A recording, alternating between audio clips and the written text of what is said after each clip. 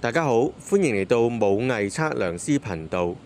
大家如果去過北京故宮嘅話，相信都會俾佢氣勢磅礴嘅紅牆黃瓦同埋層層疊疊嘅梁柱斗拱所吸引。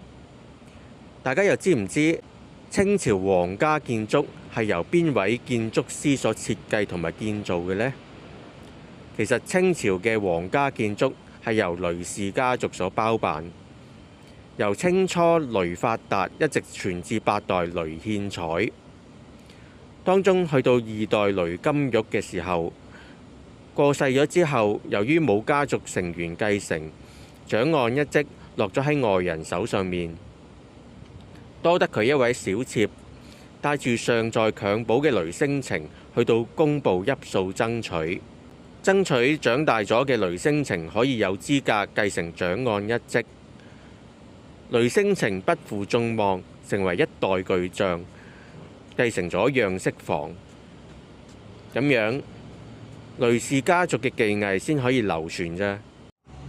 樣式雷流傳落嚟嘅資料，地盤樣就等於我哋現代嘅平面圖，立樣就係現代嘅立面圖，係咪同我哋現代建造業嘅術語好相似呢？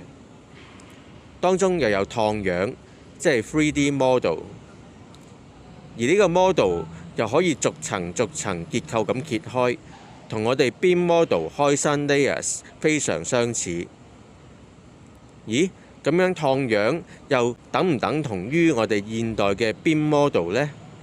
當然未可以啦。呢個燙樣係冇 digital format 嘅。